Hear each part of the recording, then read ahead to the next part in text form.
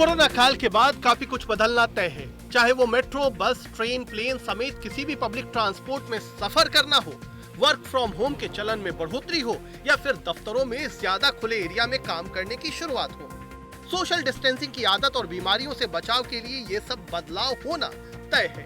बाहर रेस्टोरेंट में खाने पीने में सोशल डिस्टेंसिंग और बेहतर हाइजीन के साथ घर पर कॉन्टैक्टलेस डिलीवरी भी आने वाले दिनों में आम जीवन का हिस्सा बनने को तैयार है।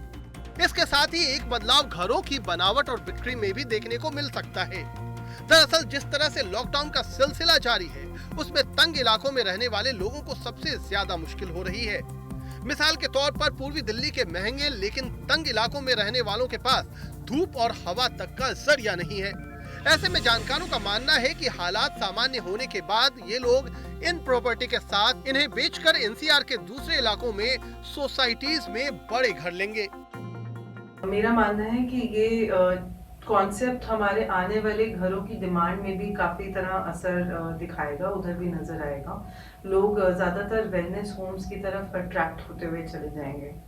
वेलनेस होम वो घर होते हैं जिनको स्पेशली डिज़ाइन किया जाता है टू क्रिएट एन एनवायरनमेंट जहाँ पे हर रोज़ की हेल्दी लाइफस्टाइल को इनकरेज किया जाए, प्रमोट किया जाए। यहाँ पे हम सन ब्रीदिंग डेक्स की बात करते हैं, योगा ग्राउंड्स की बात करते हैं, मेडिटेशन के लिए और भी एरियाज हों, ऐसी सुविधाओं की बात करते हैं। छोटे घरों में रहने वाले लोग भी अपनी प्रॉपर्टी की वैल्यू को तंग जगहों में रहकर खराब नहीं करना चाहते।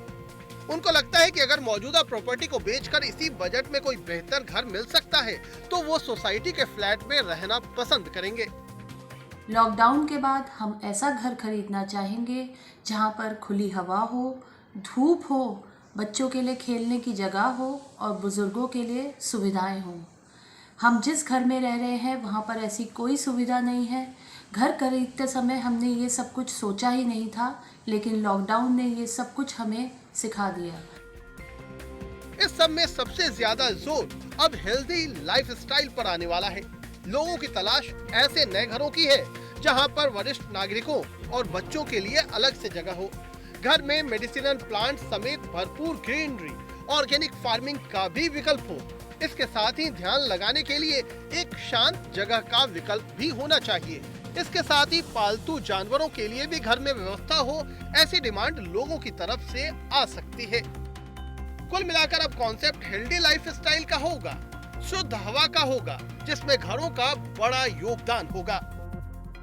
तो अब लोग जब घर लेने निकलेंगे तो डेफिनेटली वो चाहेंगे कि उनकी डेवलपमेंट में हेल्थ फीचर्स अवेलेबल हों, जैसे कि एयर क्वालिटी इंडेक्स को एनहांस करने के लिए एम्पल ग्रीनरी, बेसमेंट में carbon monoxide sensors and electric car charging points हों, स्पोर्ट्स एंड फिटनेस की फैसिलिटीज पूरी तरह अवेलेबल हों, प्लस हेल्दी फूड को लेकर भी अवेयरनेस बढ़ी है।